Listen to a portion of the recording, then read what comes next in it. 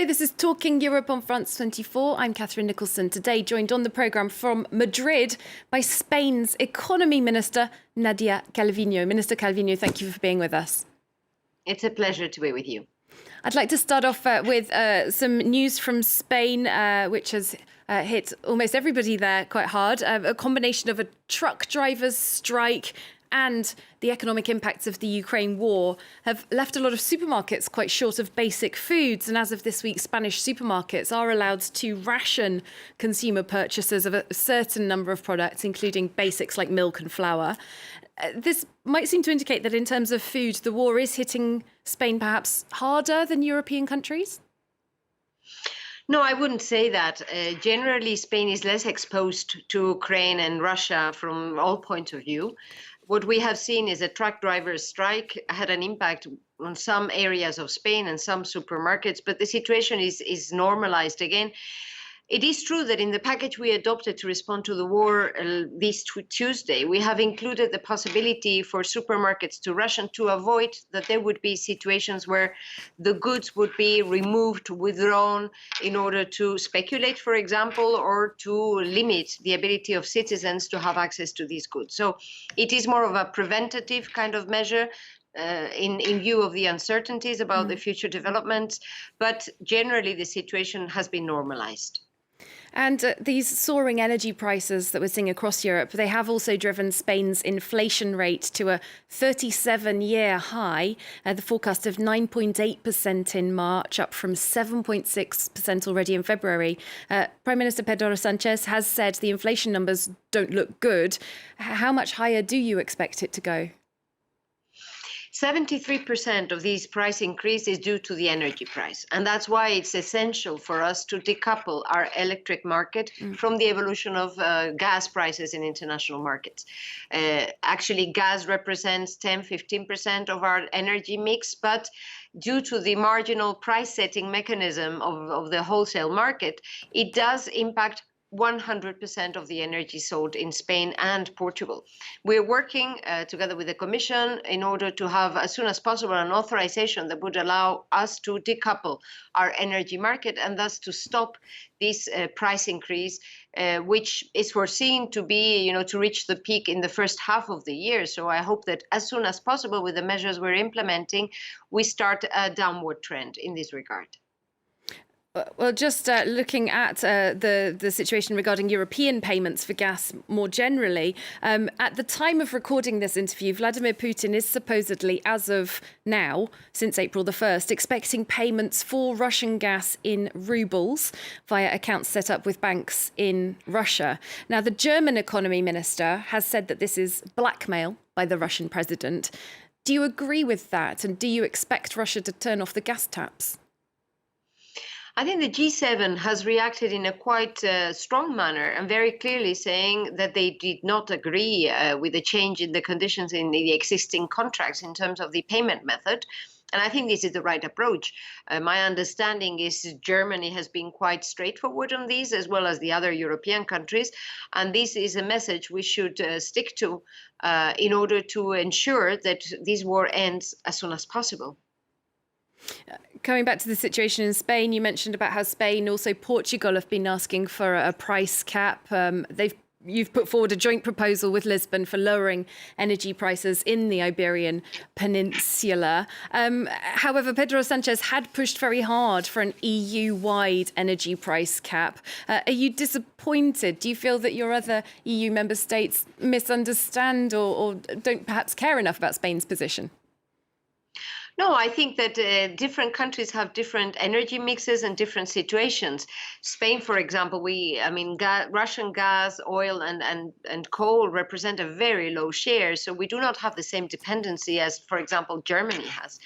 And likewise, in the case of France, the energy mix is very different. So I think it is always complicated to find a middle ground and rules that are applicable to all countries. We're very satisfied with the outcome of the European Council, in that all countries, I think, understand that the Iberian Peninsula is an island in terms of the energy and gas interconnectors, electricity and gas interconnection with the rest of Europe. And therefore, we need to decouple our electricity markets, because it doesn't make sense that Spanish and Portuguese citizens do not benefit from the fact that we have, for instance, almost 50% or above 50% of our generation in the case of Portugal with renewables. This is very cheap and clean energy, and our citizens should benefit from these low prices. All right, let's turn our attention just now to humanitarian matters regarding the war in Ukraine. The EU has, as you know, granted temporary protection to Ukrainian refugees, meaning they can work legally in the EU for up to 3 years. Our correspondents in Madrid, Celine Schmidt and Sarah Morris, have been to find out how this is affecting Ukrainians in Spain. Let's look at their report. An announcement by Spain's Prime Minister Pedro Sánchez. Lilia watched it several times before believing it. There are 100,000 Ukrainians living in Spain. We've decided to extend the European protection scheme to those among them that don't currently have the right to live and work in our country. 3 years ago, this young Ukrainian woman came to Spain. In 2014, I was frightened by the war that broke out in the Donbass region. I felt then it was going to get worse. I've got a daughter, and I wanted to give her a future.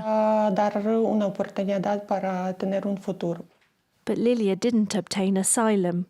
Although she studied medicine, she's now working as an undeclared housekeeper. With the right to work, she could start a new life. I'm just so relieved. It's a great opportunity for me and my friends, and we're finally going to be able to work legally. Like Lilia, an estimated 16,000 Ukrainians living in Spain could benefit from a residency. And in order to rapidly deal with the applications, Spain has set up 4 dedicated centres. Within an hour, they get this document with a photo on it, and the Interior Ministry stamp, and the notification of the decision. Later, they can get a card that shows they are legally in Spain. Ukrainian applications are being approved at rates in stark contrast to the last 10 years. The rate of approval for Ukrainians was just 9%. Now it's almost 100%. A measure this lawyer wants to see extended to other refugees. People demanding asylum are not only looking for a better life. They are first and foremost people fleeing to save their lives. In total, since the war in Ukraine began, Spain has issued papers to 10,000 Ukrainians. Nadia Calviño, right now, most of the Ukrainian refugees are concentrated in Poland and other countries that border Ukraine. The European Commission, though, has actually been urging refugees to leave Poland specifically, saying that country has too many refugees. Can Spain take in more Ukrainians? Unity, determination, and solidarity have been the key 3 principles guiding the European response to this war. And I think solidarity is very important at this point in time. Spain is willing and able to support those countries that are closer to the Ukrainian border. We have already welcomed around 30,000 refugees. We expect shortly to reach 70,000. Many of them are women, children. We need to also reinforce the protection for these vulnerable parts of our society to ensure that we support Ukraine in this time. And as Russian military attacks on Ukrainian civilians continues, Germany's economy minister, for example, said that the latest EU sanction package should not be the last one against Putin's regime. Do you agree? I think we have to ensure that our sanctions are effective. We have been week after week reinforcing them, closing loopholes, ensuring that they do have the desired impact in the sense of making Putin stop this attack as soon as possible. I think that this should be our approach going forward. Now, I'd just like to talk about a major foreign policy issue for Spain that is also somewhat related to gas that we were speaking about before. The Spanish government, as you know, taking a new position on the disputed territory of Western Sahara that's proved very controversial for some, backing a proposal from Morocco that Western Sahara should be granted autonomous status. Firstly, why this change of policy from Madrid? Well, Madrid has kept a policy approach for decades, which has been fully aligned with the UN options So there's no change in this regard. It is true that this conflict has been stalled for many years, and we think that we should all work together to find a suitable solution for all parties involved. But our approach has not changed so radically. In any case, this has nothing to do with the supply of gas from Algeria. Our relations with Algeria are as good as they can be with a partner, with a neighbor, with a very important country with which we have an excellent relationship, of course. Well, Algeria has said that Spain is betraying people of the Western Sahara with this move. Do you see a danger in upsetting this relationship, which, as you say, is with a country that supplies about half of Spain's natural gas? Spain has a special strategic autonomy in the area of energy, not only because of the links with the north of Africa, southern Mediterranean, but rather also because of the fact that we have around 1/3 of the regasification capacity in Europe. And that also enables us to welcome, to receive, and also maybe to transport to the rest of Europe liquefied gas that is then regasified in the Spanish Peninsula, in the Iberian Peninsula. I think that I wouldn't mix things. You know, our relations should be as best as possible with Morocco and with Algeria. They are both important partners for Spain and for Europe as a whole. And just a brief question related to this. Are you expecting that Morocco will now drop its territorial claims on 2 Spanish enclaves in North Africa, Ceuta and Melilla, as well as the Canary Islands?